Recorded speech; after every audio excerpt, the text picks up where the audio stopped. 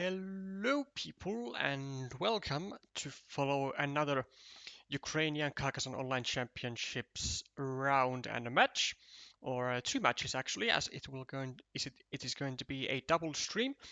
First we are going to be witnessing the match between adrear and nazario77, and then afterwards a match between TanyaU with the screen name TanyaU, as well as Anatoly Kravchenko with the screen name Samuelsson.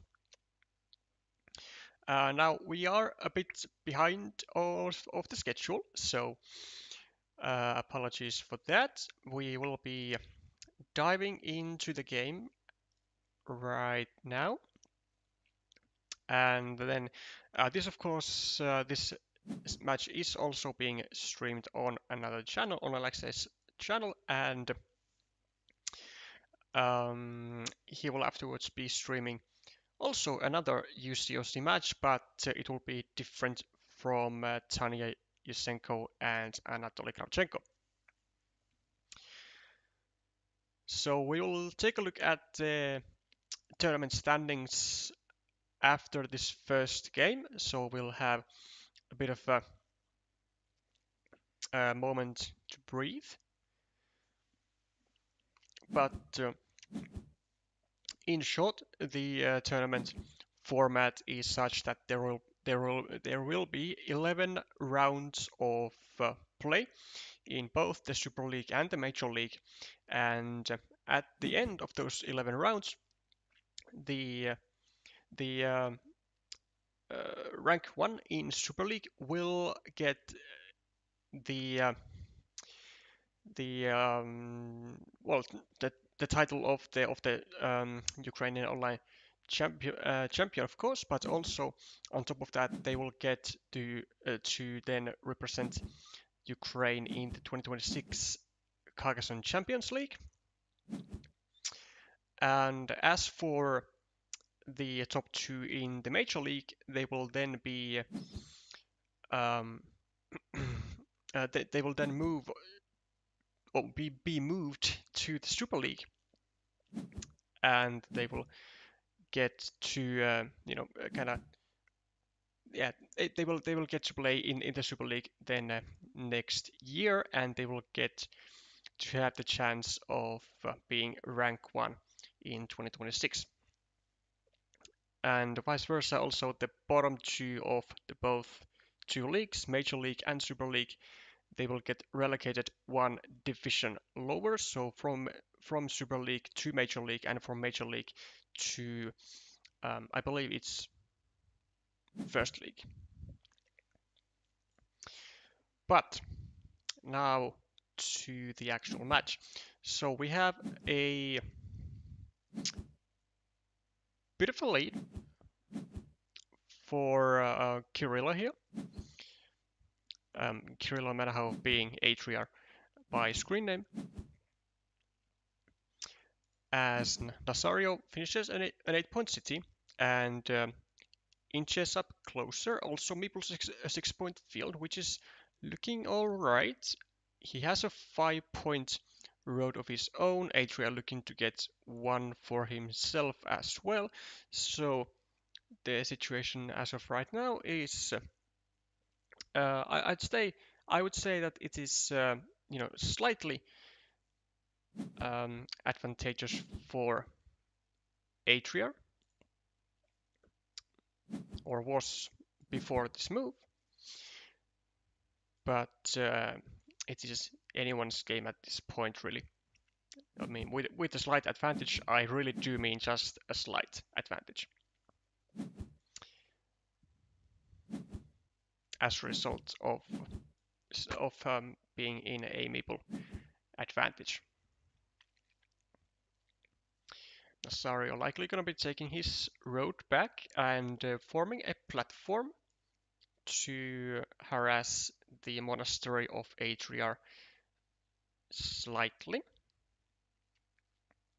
There's also very conveniently another monastery spot next to adrear's previous monastery. And actually, when you think about this monastery, I think when Nazario took 4 points over here, 4 points for the city and 3 points for the field, it was a minor mistake from his part, because he also now made this monastery spot possible, whereas if Nazario goes over here, then perhaps either adrear or Nazario will then get a city cap with a road to the right side, and they will get to obstruct the monastery a bit, even though there are still 2 road monasteries left, so it does not completely take out the possibility of adrear just simply stacking his monasteries in the future, but it will take away these monasteries that they would be able to stack. So a slight miss there by Nazario, but it's alright.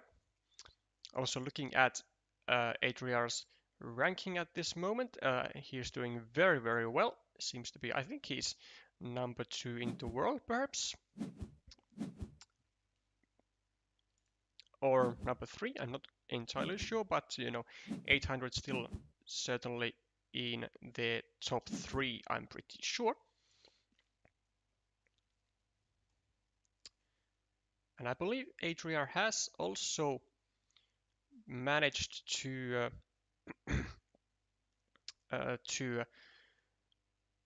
surpass 800 earlier as well. So this is not his first rodeo, so to say. A small miss, actually a rather big miss, I have to say, from Nazario, not taking 2 points over here, but takes them over here, because this significantly restricts his chances of, or restricted his chances of expanding this 6-point field in the future, and adrear finishes that expansion limitation by finding another crossroad, placing it over here, taking 2 points, and pre-finishing his own road. So now this 6-point field has nowhere to expand and no more cities on, or no more uncompleted cities on the field. So it's not really a justified field meeple for 6 points. Whereas Nazario does have a 15-point field at the bottom, which he has taken with 2 meeples, so he has a strong hold on it. So that's looking very nice for him. Now the issue with that field is that it is still attackable.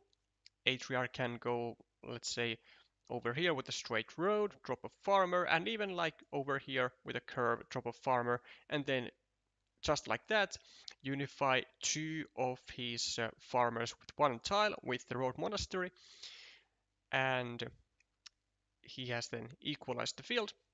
Nazario will have this 6-point meeple stuck, and adrear will in all likelihood be in a more or less commanding meeple advantage, and I would say that adrear could even be the favorite to, well, not only to actually win the game, but even to win this field if he so decides. We'll have to wait and see if he decides that he can outscore this field by simply taking features of his own like he now does.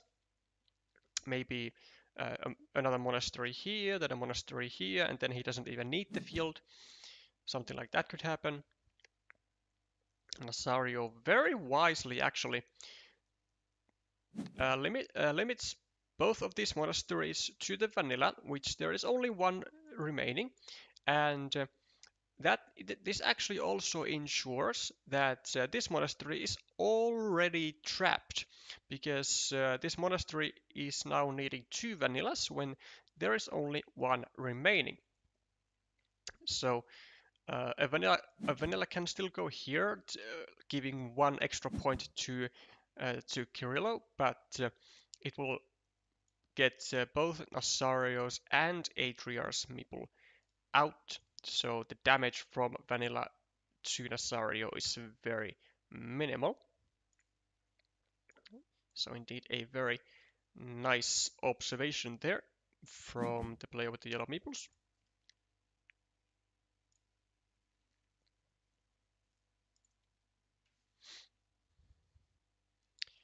And as a matter of fact, I will try to do some better setuping for myself. So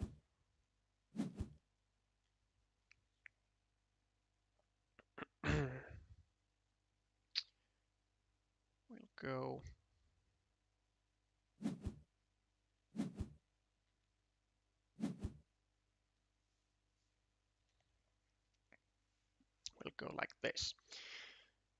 Okay. So Nazario attacking the city of Adria. Still multiple triple cities in the deck, 5 to be exact. 3 triple cities with a field and 2 with a road. So great chances for Nazario to find one of those triple cities and unify himself to the city. Although this will create a bit of an issue for Nazario, as not only can adrear simply find a triple city before Nazario and go over here, then find another triple city and block off the square, going into a huge winning mini battle.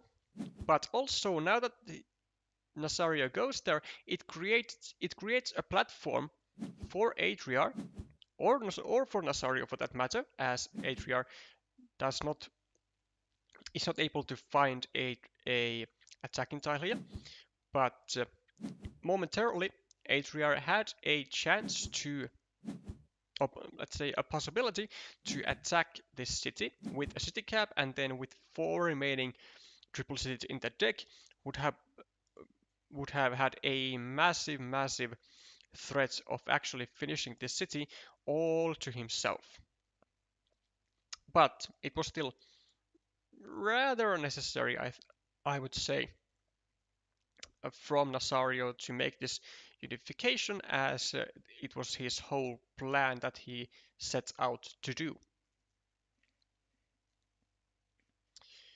adrear now, as a result of, well, not losing, but getting his city equalized, is now going for the field as his secondary option. And, well, now unfortunately that he doesn't have the meeple advantage anymore, he's gonna have to figure out how to exactly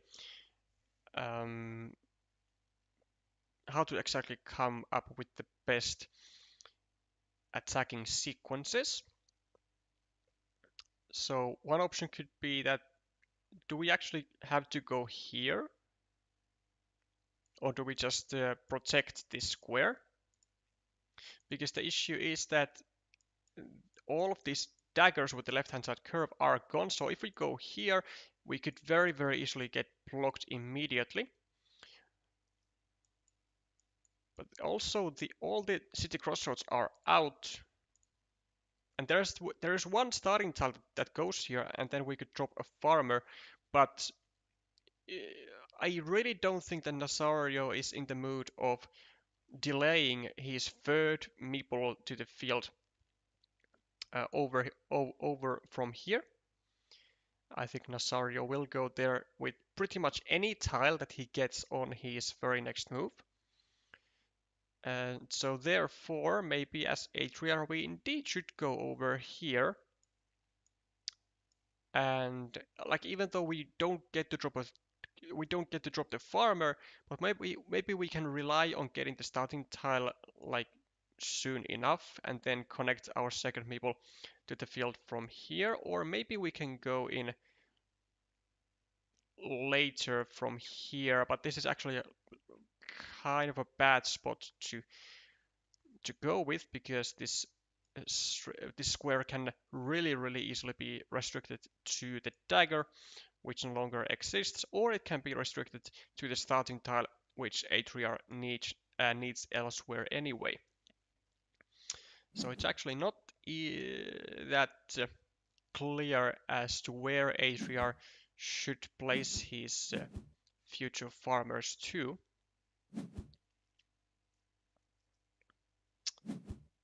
He does get a straight road and he does get his meeple back and now has the meeple equality in hand.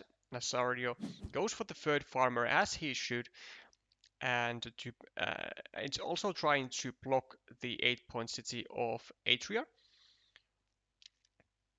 which adrear is not able to prevent. There are no more road Doritos. There is one triple city with a road, but it doesn't really help that much, or does it? I mean, maybe it does. Maybe we can still go here and, kind of keep our chances alive of still finishing this city with getting this triple city here. We drop a farmer, we connect here, and then we go with like, I don't know, 2 Doritos or 2 city caps over here and finish that city. And we do indeed go for that plan as Nazario connects undoubtedly to the field with his third farmer and pretty much actually might just be able to secure it at this. Oh, wow, that is bold. So instead of actually bringing his third farmer into the field immediately, he sucks away these 9 points over here from the field of Kirillo even before actually securing the field. And now there is this additional attacking spot to the field, which adrear is using immediately. And I think this is a big mistake from Nazario, actually. This field was 1, 2, 3, 4, well, 12 points as opposed to 9. So it's like 3 points extra for Nazario, so +2, +8, +1. I mean, Nazario was +1, -2. I mean, yeah, he potentially actually does have to do this eventually, but I think doing it right away is not the way to go. I think he should have first of all connected himself over here, and then maybe he could go over here and unify these fields that way, and thus he would be able to make sure that it would be much harder for adrear to find his way to the field with additional meeples from the right, and he would not risk the integrity of his field any further.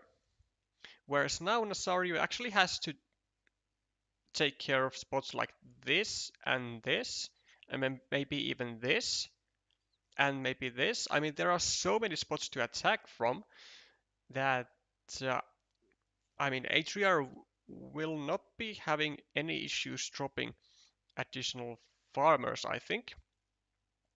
Especially now that the field is in Nazario's control, and it basically forces adrear to attack the field with at least a third farmer anyway.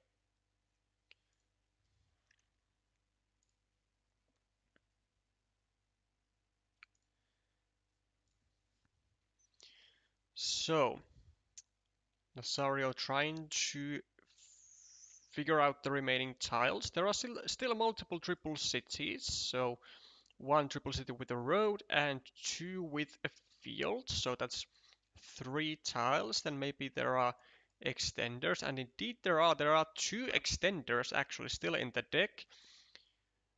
So a lot of city tiles actually, and those are not the best when it comes to being able to attack to the field. It also often means that the potential field attacks are really easily blocked away. -1 Okay, we take away this field connection opportunity from adrear. Now adrear not able to drop a farmer here with a triple city with a road, which also pretty much means that there are still road tiles available, and indeed there are or were, as adrear now goes for the third farmer as he has to. Nazario gets the one of the two road monasteries, so there is actually still another road monastery remaining.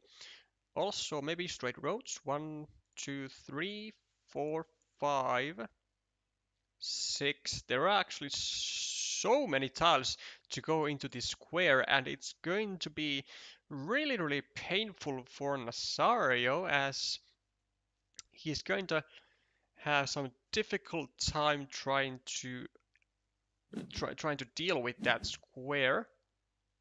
Goes goes for a 5-point monastery to like kind of equalize the points on the extra monastery that adrear has, and also makes the blocking platform on this square, and Kirillo not able to defend, which is going to be really, really good news for Nazario, as I don't think there are actually many tiles at all, if any, that would not go over here in some way, and either be able to complete the block for Nazario, or maybe he'll be able to add a fourth farmer himself. But he does get the block here. He's gonna go over here and limit this square to a road monastery, which no longer exists.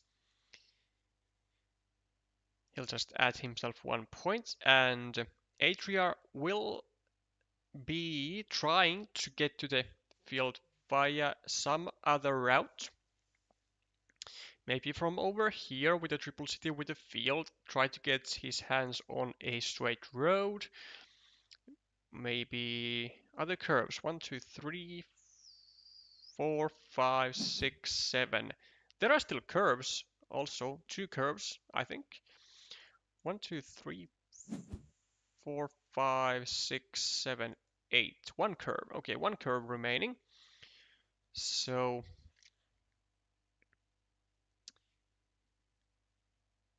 Nazario makes the block, and he uses his final meeple, which he has then calculated that it should be enough for a win, because adrear does need to use his final meeple on the field.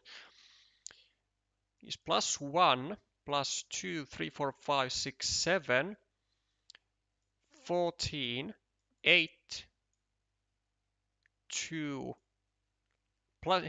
Nazario actually +2, even if adrear manages to connect, and when adrear only has 3 more tiles in use, he has to like really go for a meeple or for a farmer now, and then get some city tiles over here to get few extra points, but even that won't be enough unless he can actually finish the city, because Nazario can simply add 2 points, like 2 or 1 points on every single one of his future turns, over here, over here, or over here.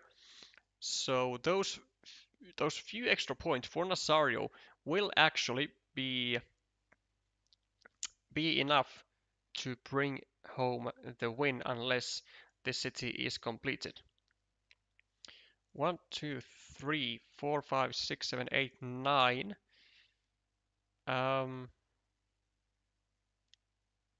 There's only 1 Dorito, and I don't think there are enough city caps. Actually, if there's a city cap, maybe adrear can take the points from this one. 1, 2, 3, 4, 5, 6, 7, 8, 9, 10, 11, 12, 13, 14, 15, 16, 17, 18, 19, 20, 21, 21, 23. There are no city caps, unfortunately, which means that I don't think there is a way for adrear to win this, because Nazario is just simply gonna keep getting 2 points here Adrear, also being the starting player, will not help his situation, as a draw will not be enough. He will still lose. Adrear is banking on the curve to get to the field. Nazario gets actually one of the few tiles that he can't block with, and whoa.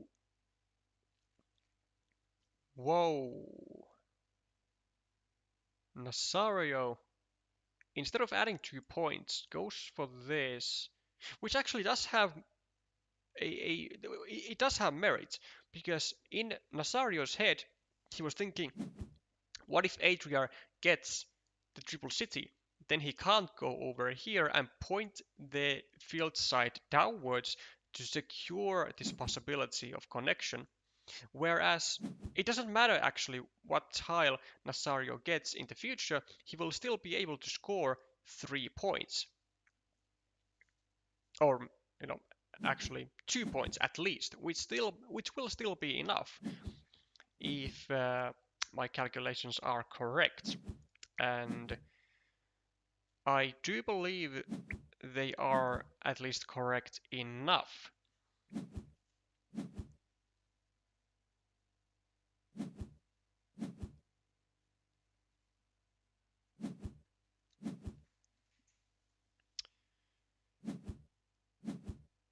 And so it will indeed be a 3-point win for Nazario, as despite the connection to the field, Adriar not able to prevent Nazario from getting these couple extra points to the monasteries, which was the decisive deal.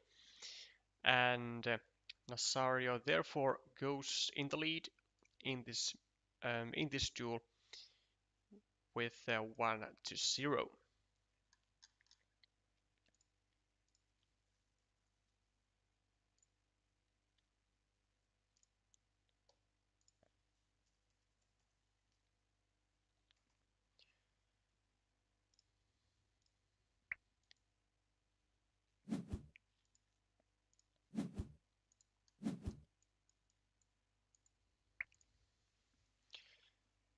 Second game on the way. Nazario now the starting player, and he has the match ball. So if he wins this game, he will win the duel, as these are all best of 3 duels slash matches. Gets a nice lead with the 8-point city, and also both players have a monastery brewing, which basically makes them equalized. Adriar grabbing an early field that has some potential, already has 3 points, and it does have these green squares over here, which are great for expanding the field. Also grabs the road, and now starts the expansion of the set field. Probably. Actually, it might not happen yet. It might be actually in Adriar's interest to momentarily still go over here, as he does. Adriar goes over there because he has not yet guaranteed the freedom of this city meeple. It might still get blocked, in which case, if it does get blocked, then Adriar will be in a meeple disadvantage for the remainder of the game, and it would make his ability to fight for the field really, really difficult. So a great observation from Kirillo here, and not going ham on the field just yet, that he was momentarily winning, but instead starting his cities away from the action and keeping the available features small. Adriar had a bit of a dilemma of choosing between the monastery and the road or the city. Chose the monastery and the road, simply likely for the reason that there were two blue meeples that were in a very vulnerable situation, as opposed to only one. Yet, but yet, the meeples are still in a vulnerable situation, although there are still all three tiles, all three daggers to go here, and what a tile for adrear, as he's able to save his monastery and his road meeple by going over here, getting actually the best tile probably in the deck to do that, because he gets the road end with it. And now the question is, will he meeple this city? And I think he should. I think he should do that, because Nazario has 5 meeples in hand. He will have no reservations of going over here with any city tile and claiming the city as his own. And then adrear can't really even place the dagger over here, because he simply won't be willing to finish the city of his opponent, but he does decide to not go there with the meeple, which I think is a severe mistake. Like, I get that it's the final meeple of adrear, but it's not like he's losing that many points here. Like, he can still use city caps here. He can then use triangles here, maybe even triple cities over here. And he also has this city still alive and well. Like, he would only be he would only be losing value out of, you know, potential monasteries maybe over here, which arguably are not even that great, to be honest, or from crossroads. But you know, it's only like 2 points from a crossroad. It's not that bad. adrear preventing the block on his city for now, making a semi-save. Grabs the 4 points. And Nazario will be making a block on this city. Also was able to connect his 0-point farmer to the 3-point field. And adrear indeed gets his meeple blocked. And I mean, this is exactly what we talked about. This is why we did not go with the divider to the field, because this city was not in a safe spot. It was not guaranteed to finish. And now we can here now obviously see that it indeed did not finish, and we are in a meeple disadvantage for the remainder of the game. Nazario, 5 points in the lead. Not the best tile. Maybe we can just simply prolong our road, or add a point to the monastery. That's also fine. adrear with a triple city.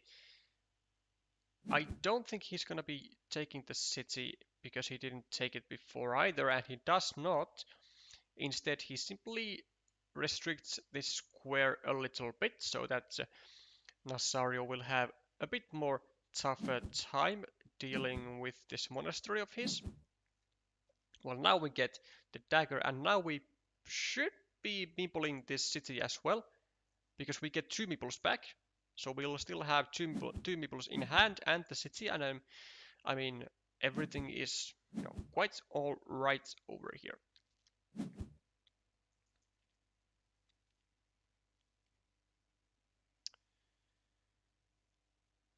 Nazario with a curve simply adds 1 point to the monastery and restricts the city and the monastery at the same time to yet another dagger.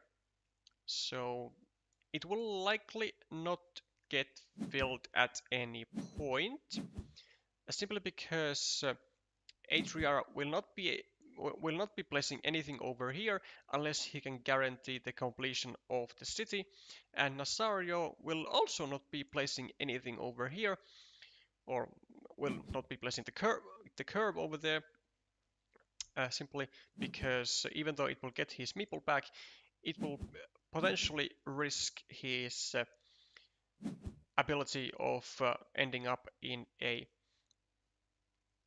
winning mini battle here, as it is now 8 versus 6. But potentially, if the curve goes over here, then adrear might even be able to finish this city if Nazario gets a bit of an unlucky draw.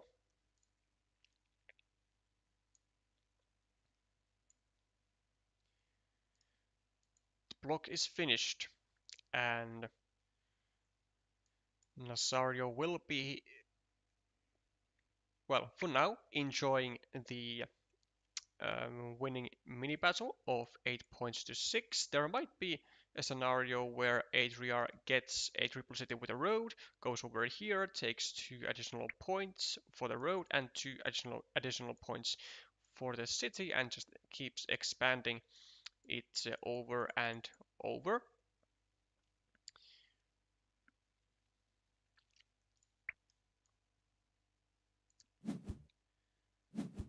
Also, this situation with the field is actually not looking that great for Nazario, as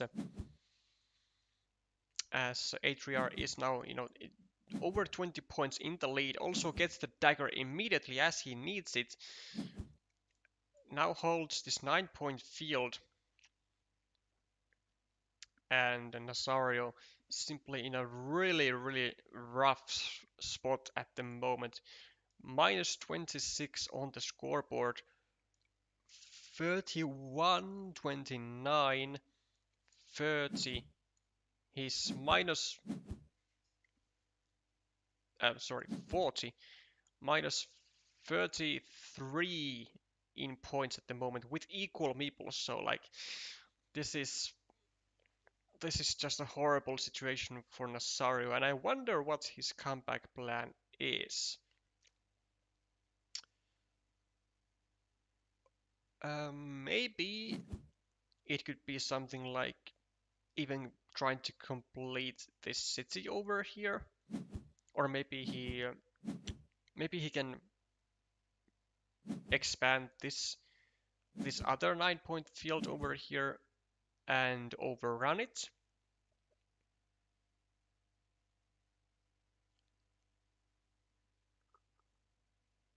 But the fact that there really aren't like any big features on the board as of right now, or big enough features on the board to really mount a credible comeback scenario for Nazario, is really troublesome for yellow here.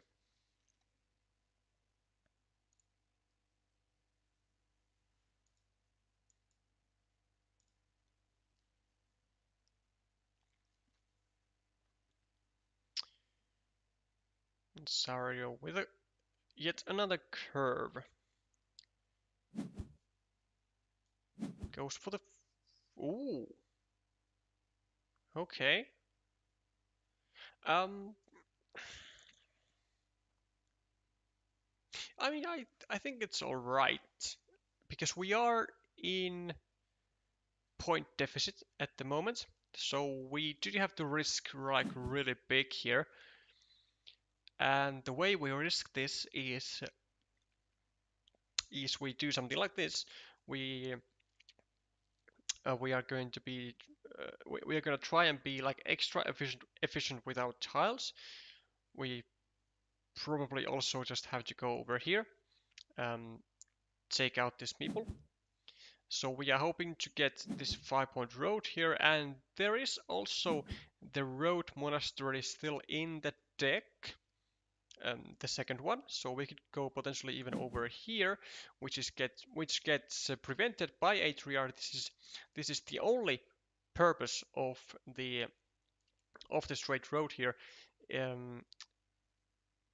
is simply to prevent the road monastery from going over on the square and allowing Nazario to get majority on this 9-point field.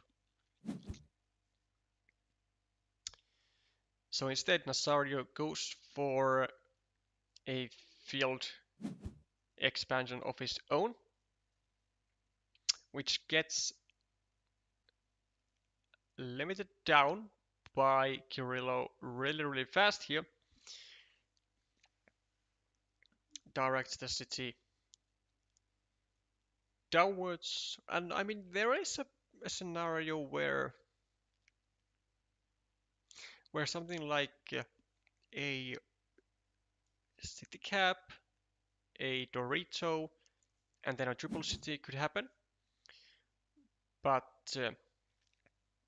you know, just a simple tube divider like this also wouldn't be too bad, because it will then add 2 additional cities to the field.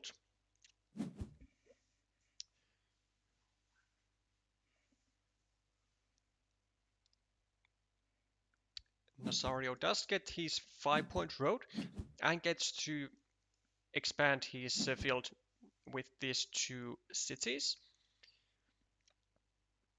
Unfortunately for Nazario, now this is not exactly what he is looking for. This is a really volatile spot here, which actually there are no starting tiles, there are no city crossroads, and there's I think only 1 dagger.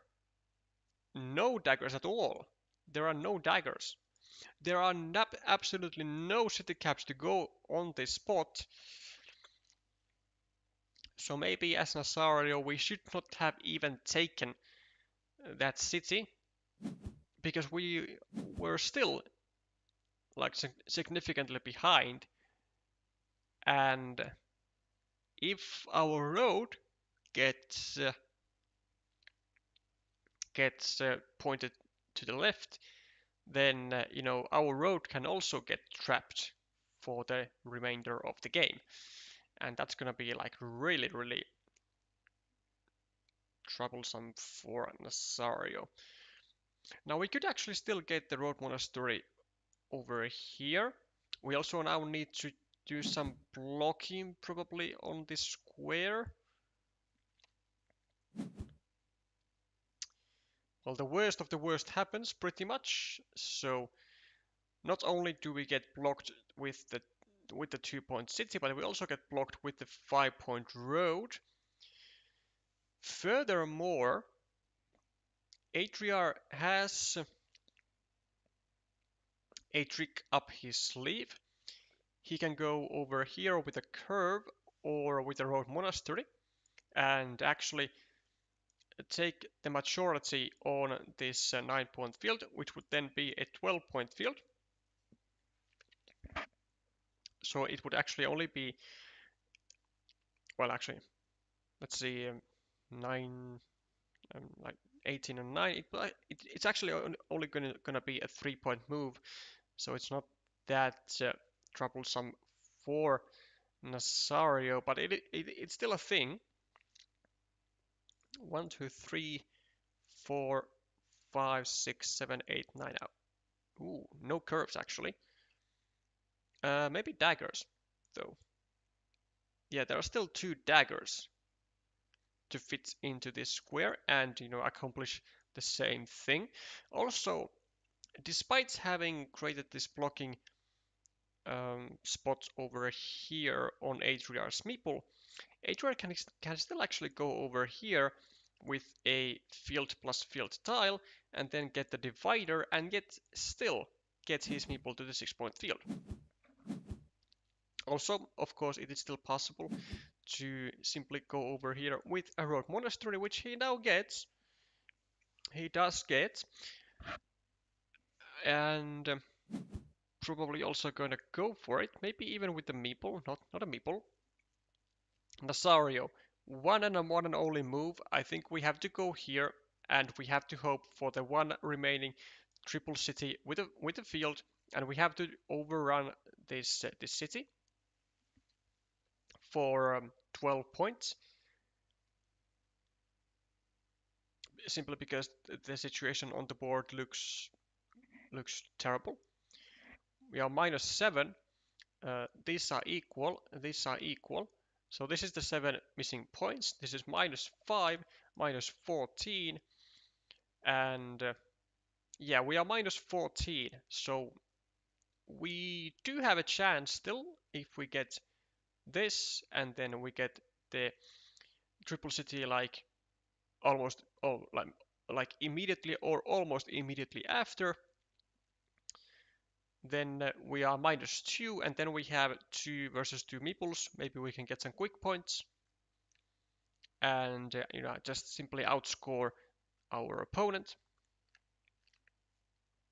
But I really do think we have to do this because there are no other big features to take.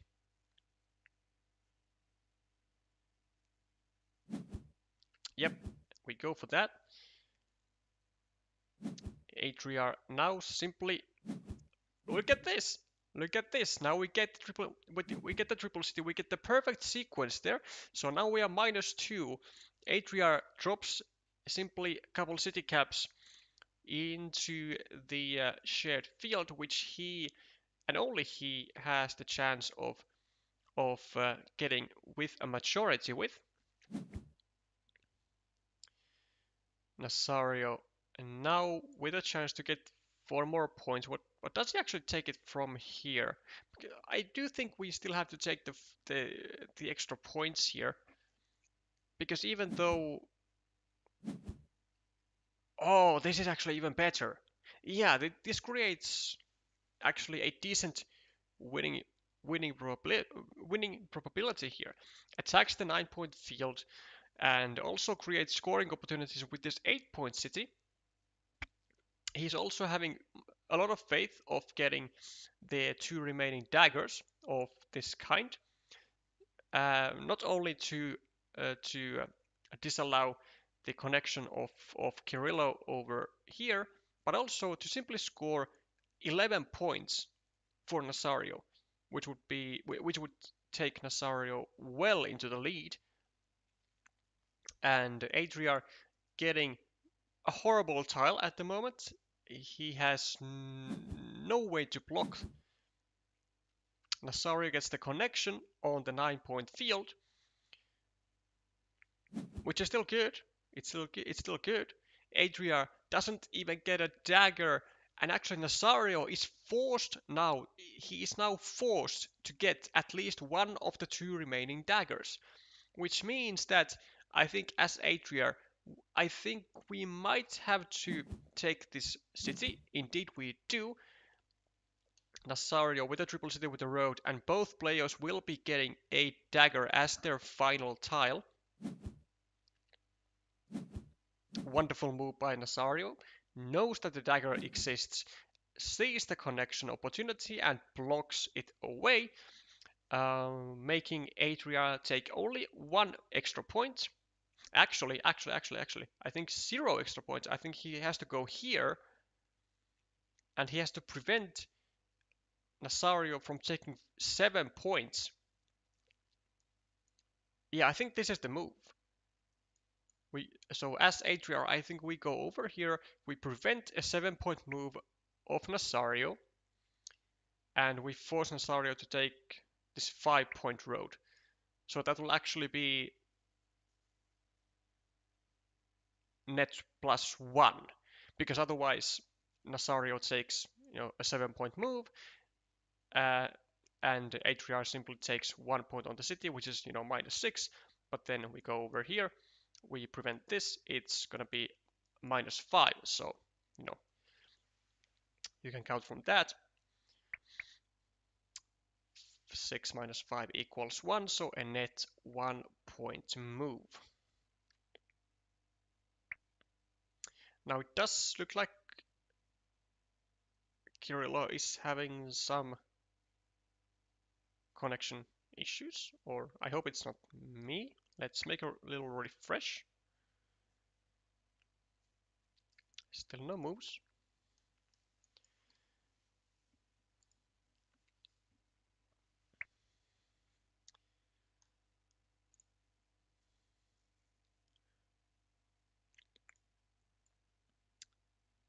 Players seem to be discussing about something. Unfortunately, I don't know what exactly of, but one would assume that it's about the game.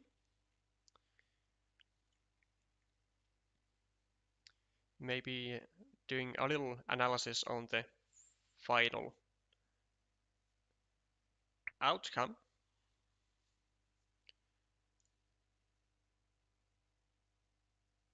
Well, whilst we are waiting for Kirill's move and Nazario's potential win, 9 is -2, so puts him at +1, -4. Yeah, I think Nazario is gonna be taking this one down with yet with again only like 1, 2, or 3 points. Yep, Kirillo does find the best move. No surprises really there. Nazario will be getting his 5-point road, and he will win with that feature. And it will be a 2-0 win for Nazario. A bit of an upset result here when taken a look purely at the ranking points here of a strong 600-ish versus a player versus adrear who actually started at above 800. Yeah, and we can see this is indeed the thing. A +2 win for Nazario in the second game, and he really seems to be in quite the shape. I mean, when when doing a little comparison to the situation that he was in at the mid game, and he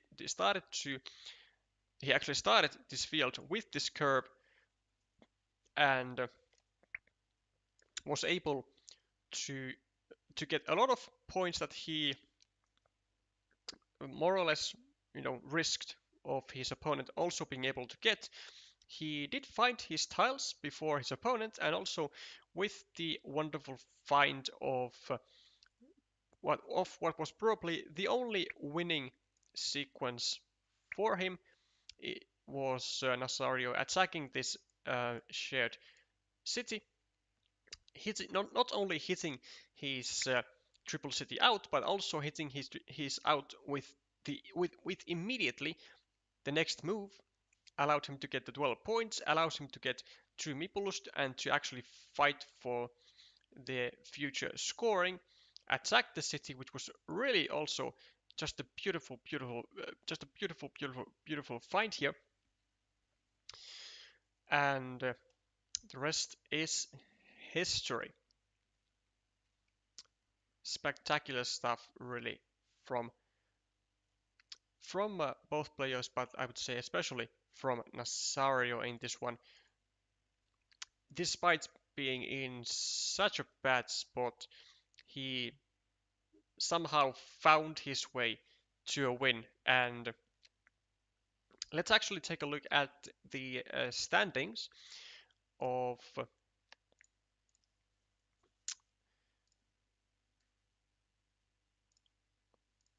the league. So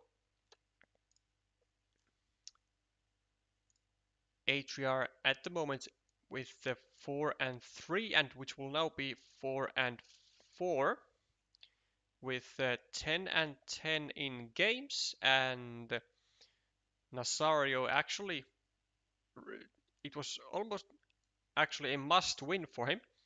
Goes to, well, not only a must win, but basically a must win given his stance.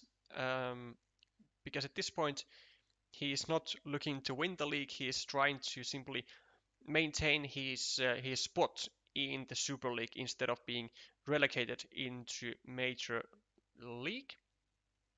Goes to 7 and 10 with a nice 2-0 victory from Kirill Manahov. And then we have another match in our hands, which has already started, I believe, about half an hour ago.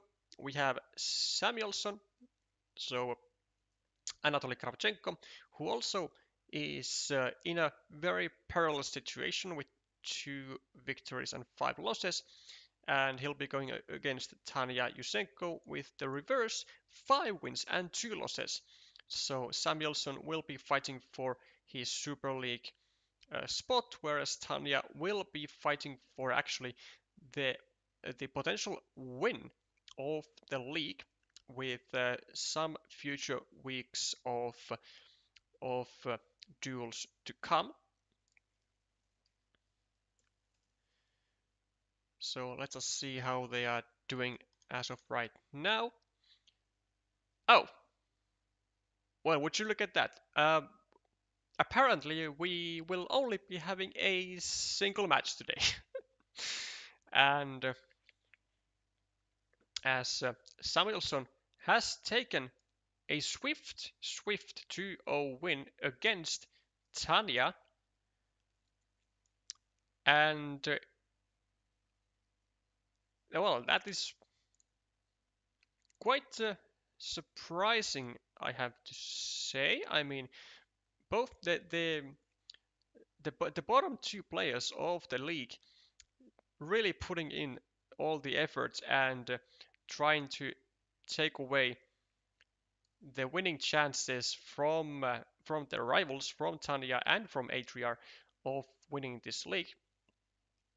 They still have, but I think both adrear and Tanya still have a chance to do so, but it does. But they are relying on the results of Maxim Basilic and also on the results of Pavel Brin. Well, since Samuelsson and Tanya has already concluded, we could actually still stream the third match that was going on, which we were going to stream in the first place, actually, before we had a bit of a scheduling change. So we will be streaming this Pavel Brin versus Smile. And it looks like they are still playing, but let's see the current situation. So Smile in the lead of 1-0. So let's update our scoreboard to reflect that. Actually, it's supposed to be this way around.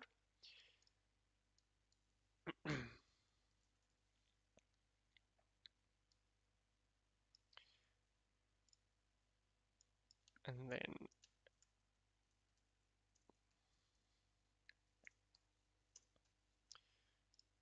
that should be better.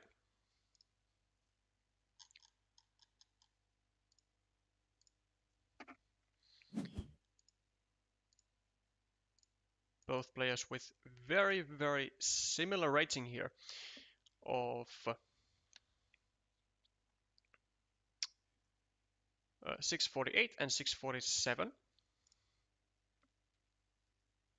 Actually, to be sure, let's make sure that these were indeed not lost in time or any other shenanigans happened between the games of Anatoly and Tanya.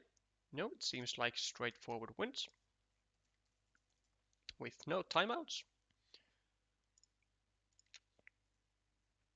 So we will indeed be watching the duel Smile and Pavel Brim after all.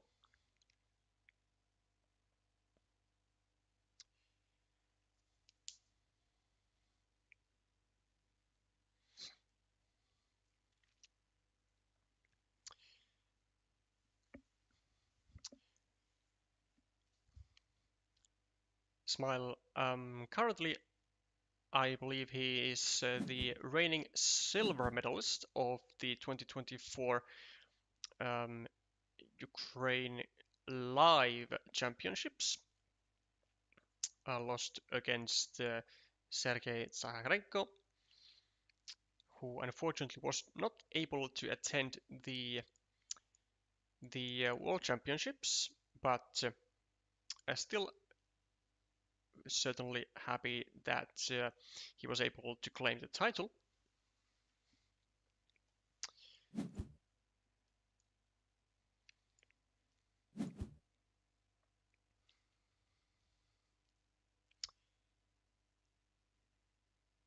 Evgen being being Smile by his real name. Evgen going for the city and looks to be a really natural move here. He's trying to make it harder, life in general, for Pavel Brin of placing anything over here. Even though there are still multiple tiles, and this square is, as a matter of fact, it is unblockable as of right now.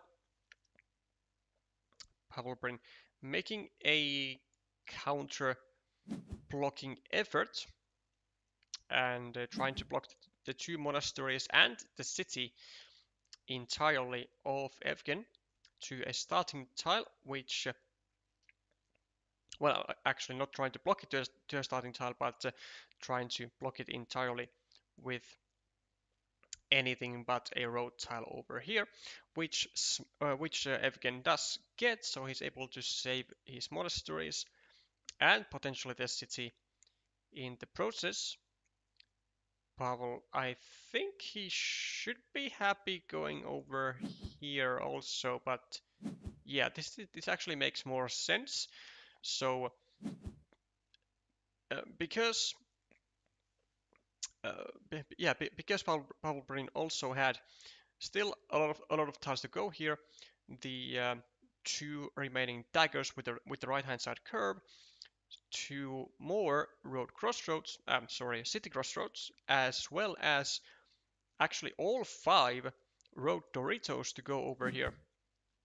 He is not afraid at all to simply be patient and save his monastery as well from the top at the same time, delaying the completion of the road, but that's a small price to pay when you have so many tiles to actually make the road completed feature.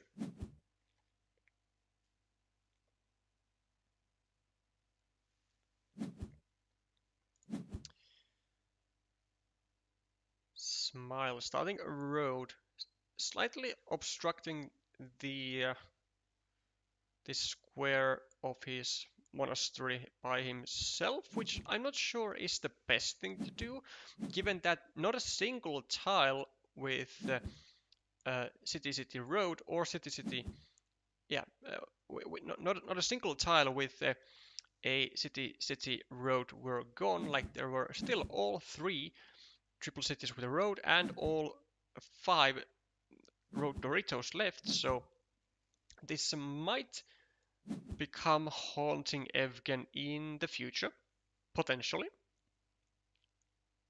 but not yet, at least, as Evgen not going for the full block.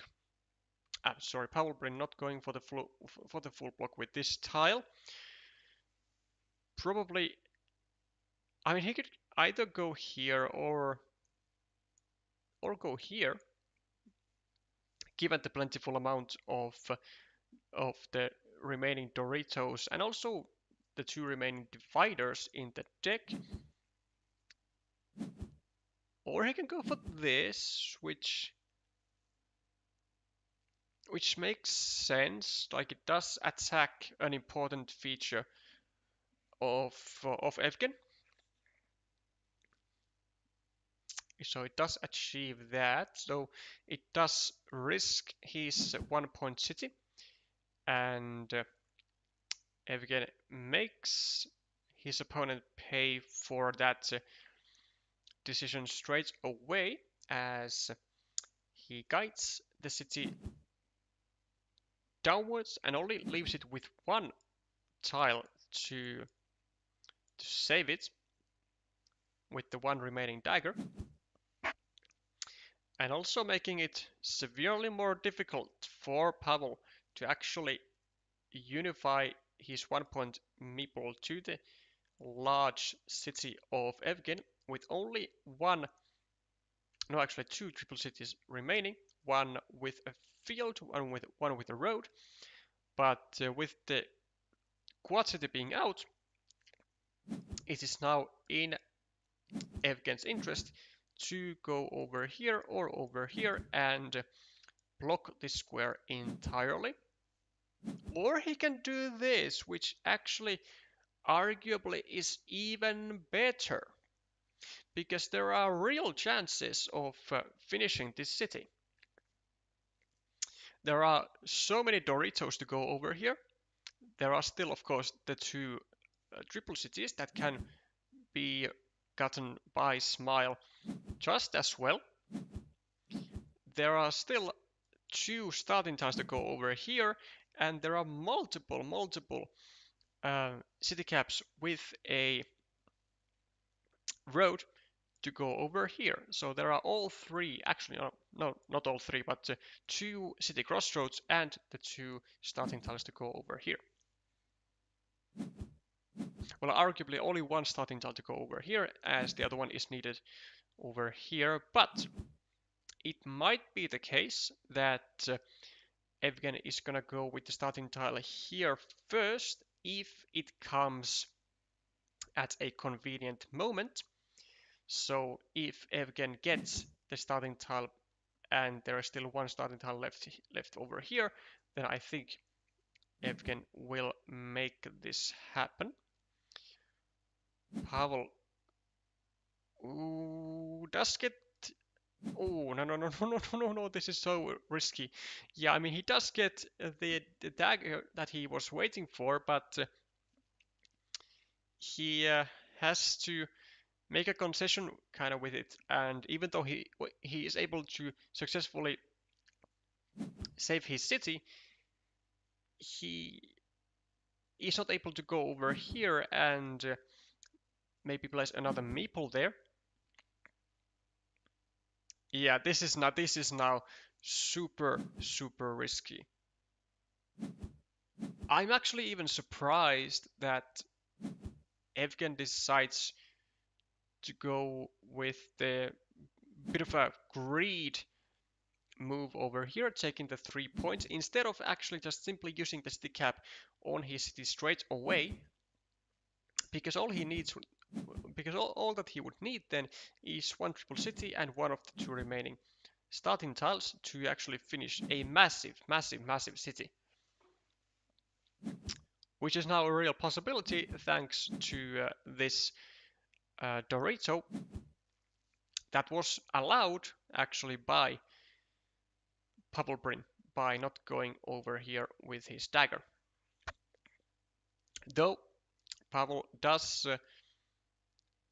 get his city out and finishes at a nice 12-point city, so that's all nice and well. But he does need to prevent this city from being finished. There are still 3 road Doritos to go over on this square. Not able to block by Evgen, but it doesn't really matter, as Pavel also draws the final remaining starting tile, which not only guarantees that he secures this city not ever being able to be finished because there are simply no starting tiles left on this square. But he also doesn't even need to now block this city over here because it doesn't matter if Evgen gets a road Dorito, simply because this threat, this was only a threat as long as there were tiles to go over here and over here. But with the retrieval of the starting tile, that threat is neutralized, and Pavel will be enjoying his large point lead on the scoreboard. Though is he actually in the lead on the board otherwise? Plus 29, 32, 33, 42 versus 16 for the monasteries. So 26, then 1, 2, 3, 4, 5, 6, an 18-point field, so plus 8 for Pavel, and then the city, which is 5, 6, 7, 8. 1, 2, 3, 4, 5, 6, 7, 8, 9, 10, plus 10 for Evgen, but Pavel does have 3 more meeples, so that should be actually enough to cover that point disadvantage. Like, yeah, it's possible for Evgen to actually go, still here with a triple city, but it's only going to be a maximum of 3 points, because there's actually only one triple city remaining as of right now. 2, 3, 4, 5, 6, 7. Only one triple city remaining. That is a triple city with a field. It's going to take away 1 point from Pavel, and it's going to give 2 more points to Evgen. So a 3-point move, which is why Evgen still needs to sacrifice. Well, let's be a bit gentle here. He doesn't actually like sacrifice his meeple, but he has to take a risk with his meeple of being able to score points. But he does now unfortunately miss out on a key feature, as he is not able to take this monastery for 8 points. Instead, he has the 3-point road, and now there are actually even tiles to finish that road. 1, 2, 3, 4, 5, 6, 7. There is a crossroad, I think. And 1, 2, 3, 4, 5, 6, 7, 8, 9, 10, 11, 12, 13, 14, 15, 16, 17, 18, 19. There is a curve as well, or curvy tile. Potentially a road triangle. And Evgen getting the worst of the worst draws, actually. No, like, he gets the tile that he needs on his final turn, but it will not be enough, as he won't be able to score any longer. And when Pavel was plus 10, plus 7, plus 3, Evgen was plus 10, plus 7, plus 3, minus 2, plus 1. Wait. This actually might end in a draw, but Smile was the starting player. Yeah, I'm pretty sure this actually ends in a draw, which will favor black. So we will have a decider, but it wouldn't be the first time that I had miscounted points. Also, it will not end in a draw because there was no road triangle remaining, and also because Smile is able to take 4 points instead of 3 points. So a bit of an unfortunate run out of tiles for Evgen there, not able to finish his 4 or 5 point road, and also lost value on this monastery.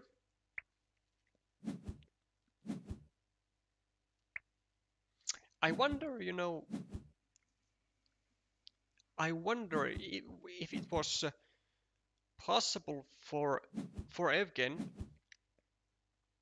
and as a matter of fact, I think it was, to simply try hoping for either the monastery or the crossroad to come and just not invest your meeple at any point. Because he is now losing by 3 points. And that could have actually been gotten so easily. Either with the monastery, or then like just with a crossroad, which arguably he didn't get the crossroad, but if we place our faith in the possibility that we could get either one of those, and then either score 8 points for the monastery or extra points for the crossroad, and then use our final meeple to something else, then I think we would have had a decent shot to actually even win.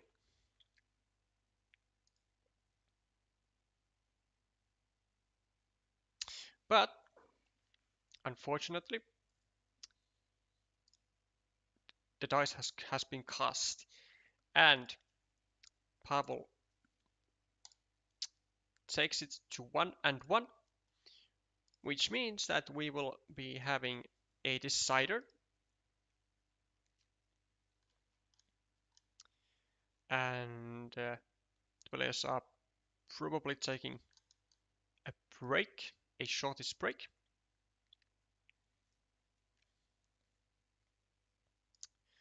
So in the meanwhile, we can take a look at the standings of both of these players. So Pavel Brin at 5-2, looking strong. If he manages to squeeze a win out of Evgen, it is going to put him in a really good position here. It's gonna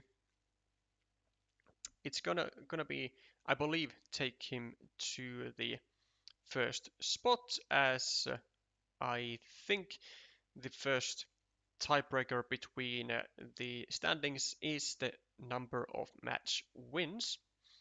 And then Smile at 4-3 at the moment. With a win, he might very well be. He's definitely going to retain his. Or let's say he's going to maintain his chances of possibly even winning the Super League here. But with a loss, it's gonna be looking really, really rough for him. But he'll be then most likely fighting for simply keeping his spot in the Super League if he happens to take a loss on today.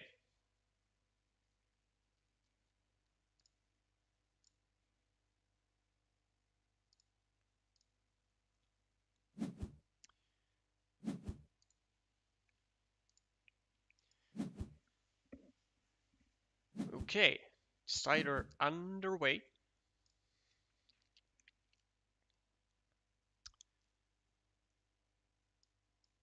We have a monastery action for Evgen, and a bit of an early scoreboard lead for Pavel, taking advantage of the city. And I actually think Pavel will go over here, just take another road, and then he'll simply be able to easily make a 6-point loop. And this is to simply ensure that there are no road points that Smile can get on his next turn. So if Smile gets like a field crossroad, then he wouldn't be able to take these 3 points.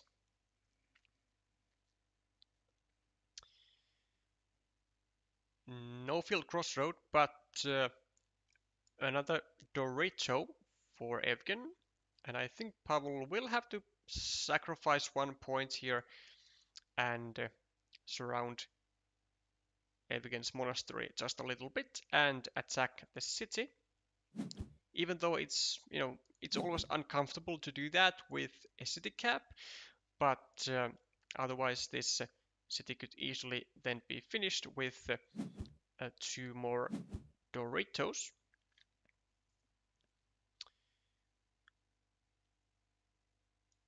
Probably a continuation move for the loop for Pavel and simply starting a new city over here. I mean, I guess he could also go on this side, maybe even drop a farmer that way, but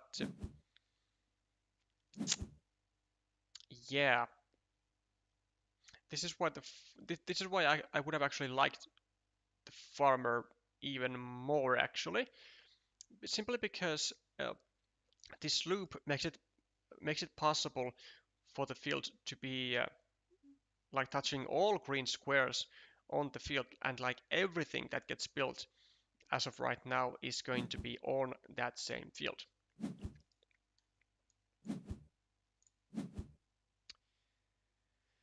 Smile gets a tube divider and sets up a divider over here, and also sets up a possible Dorito plus Dorito action, though not anymore, as Pavel goes with a second meeple of his own, and now Pavel is the one who's looking to do a little Dorito triple city action over here, a city cap over here,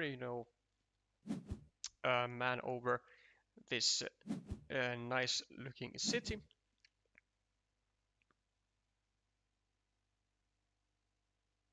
But where do you actually go now?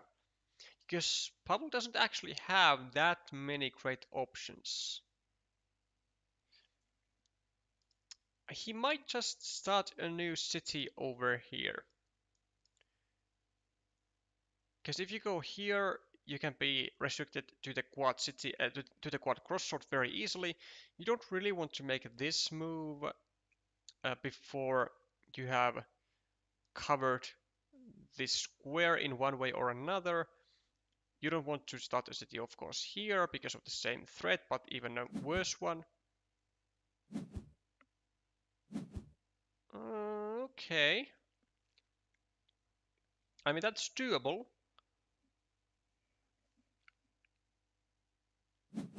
Yeah, that's.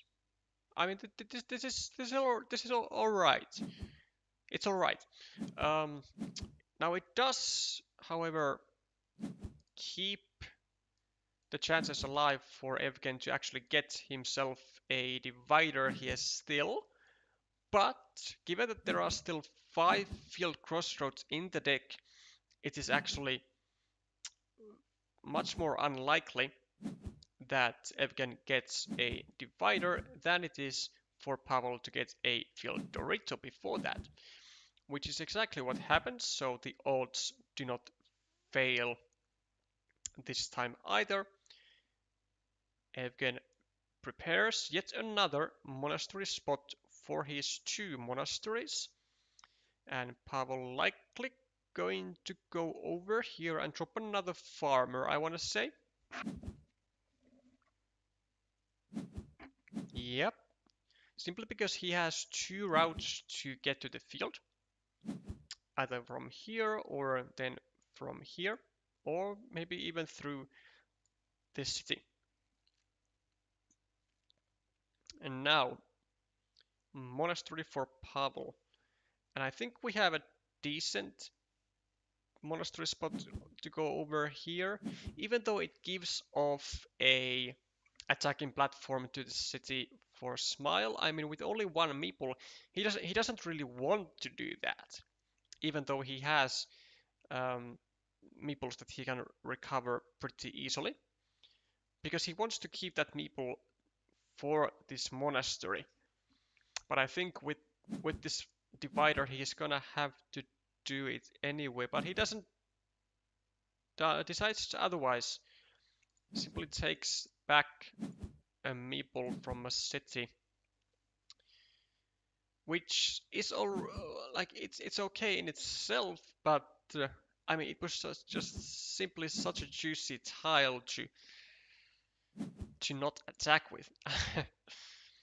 Not sure if I would have done the same in Evgen's position, but he has now gotten a couple of meeples back as the result of his actions, and he's definitely looking to go over here or over here to create additional attacking platforms to the city. He definitely does not want to lose the city to Pavel. Make no mistake. The monastery will help. Completes his plan of finishing the monasteries with another monastery, and Pavel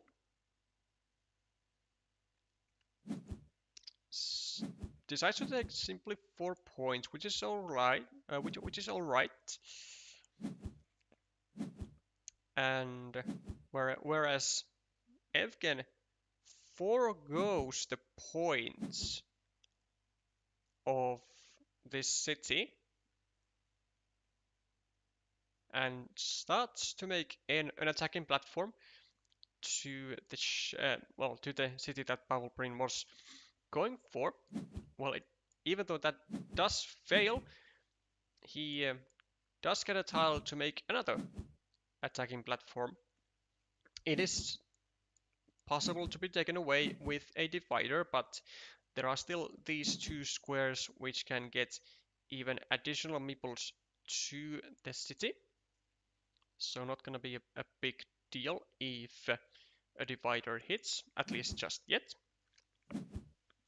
And Pavel does indeed go for a 3rd meeple on the city, which gets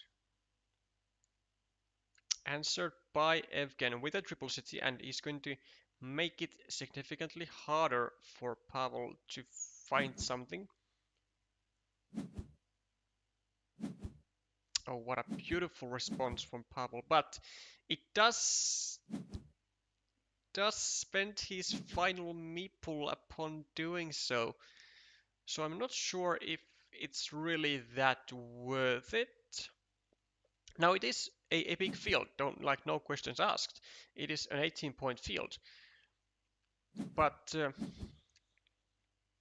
you're gonna have to do stuff like this with a triple city that you already need here as well. I'm not sure if I would prioritize that. As a matter of fact, I know I would not prioritize that. I would simply go over here first and then complete this, connection with, another triple city afterwards, or then simply with a Dorito. Because now what Evgen can do is he can go over here and he can simply block this square, and Pavel Prin will be left with nothing but a 1-point city part of his own. And now we see why the potential rushiness of Pavel becomes a problem when he actually did not lose any points or any value with his time of having no meeples in hand, but he now has to find a triple city to go here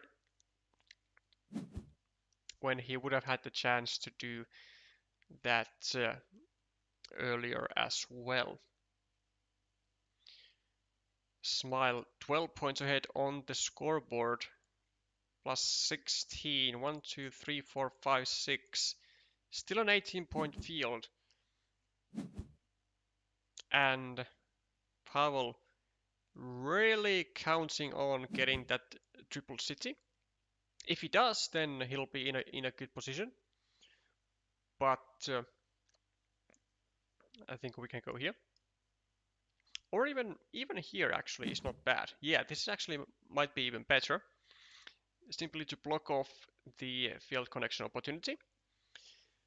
But because Pavel Prin is so adamant on winning this field, he will have to find that triple city. If he doesn't find it, he's gonna be having a lot of issues because he doesn't have any meeples to score, and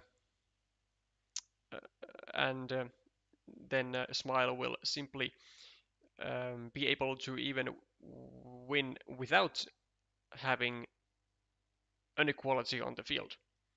Simply because he's 12 points ahead on the scoreboard, he has this road over here, and this 1-point city is not going to be lucrative enough to, assisted with this field to really bring the win.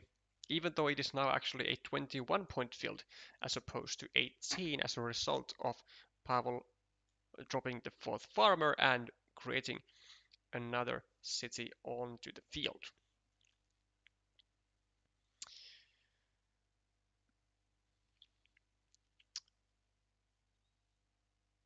So Evgen with a straight road doesn't really do much, and now has to,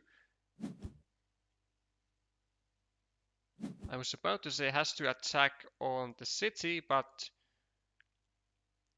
decides to get his meeple back, which could also work, I guess, because if Smile manages to get a 4th farmer somehow into the field, then I think he's gonna be good.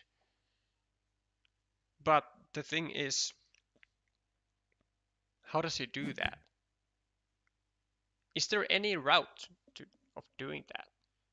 Because he has to attack now, but I don't think there is actually a route. There is no route to get a 4th farmer. It is just purely impossible. Has to settle for a road.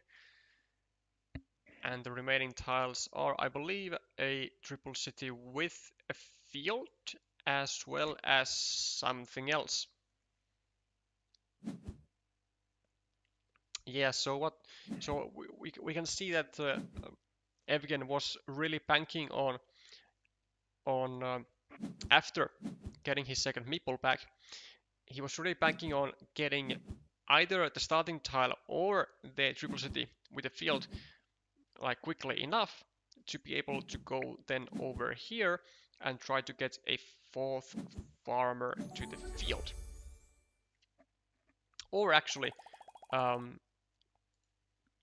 like Pavel actually went here with some city caps.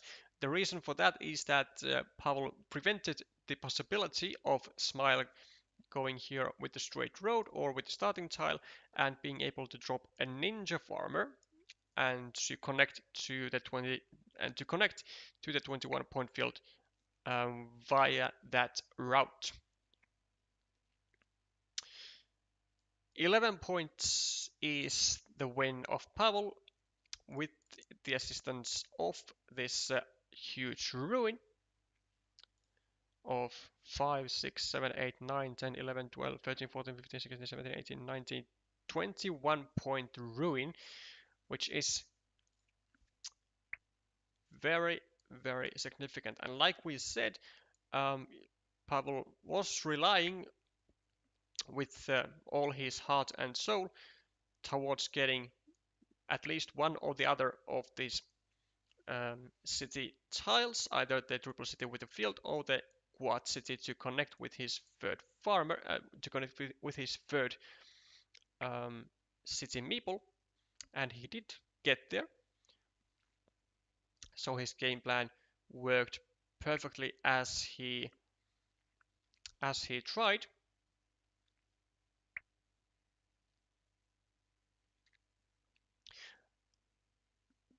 There was actually also another route to win for Smile, but it also required to get the starting tile. So um, he could have actually gone over here with starting tile and then try to get the triple city, but it doesn't really change the fact that he had to get a some sort of city tile um, before his well he had to get at least some sort of a city tile as his penultimate tile or before to have a chance at this game after the connection of Pavel to the city and after the reclaimal of the second meeple of Evgen.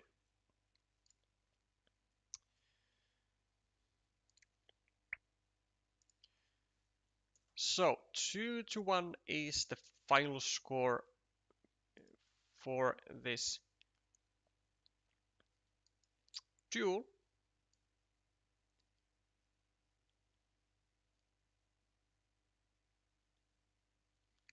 Some Ukrainian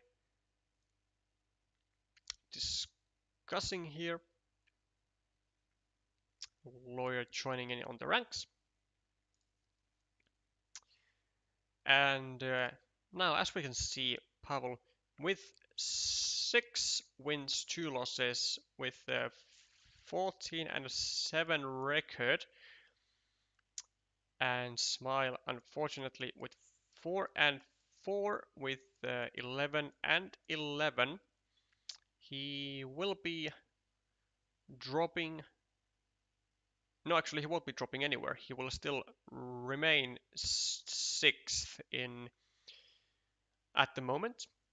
Pavel will be vacating, or not vacating, but will be claiming this first spot as of right now, and we'll have to wait and see what is the response of Basiluk, who actually has not had his 7th round results registered in. Let's see if he has even played that.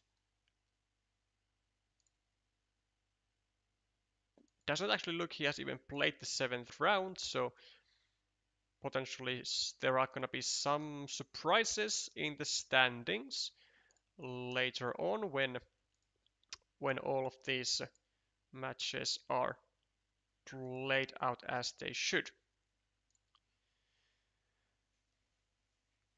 Okay, now for future streams, we have several streams now scheduled. Tomorrow we will be witnessing the bronze medal match of the Carcassonne Champions League between Pakshay and Utsematse, and that'll be happening at 1200 UTC. Well, yeah, 12 a.m. for the Americans. Let's actually make sure of that by checking the stream timings here. So tomorrow at 12 UTC, Pakshay versus Utsematse, and then on 12th we will be actually streaming the friendly match between Belgium and Italy as they are preparing for the World Team Carcassonne Online Championships. And on 13th we have multiple streams actually. We have a Ukrainian Carcassonne Online Championship match between Sergei Zakharenko as well as a lawyer, so as well as between Yaroslav Herasimenko, and then we will also be having afterwards at 2000 UTC, we'll be having the grand finals of the Carcassonne Champions League between Alexei Pekushev and Vladimir Kovalev. So that'll certainly be a match to remember, because there will be happening a significant history in one way or another, as Alexei will be trying to go for not only for the MSO Grand Prix gold that he won in January, but also for the CCL gold. So that's of course a feat that has never been done to my knowledge. And then Vladimir will of course be trying to reclaim his title for the second year in a row, as he was the CCL champion in 2024, and he's trying to continue that path of being the double champion, not giving like any possibilities for anyone else to win the title, which would be certainly quite something to witness, of course, as well. But that'll be an absolute titan match on 13th of March, so on Thursday. That's gonna be it all for today. I thank you all for watching, and I will be seeing you again soon with some more Carcassonne content. Bye for now.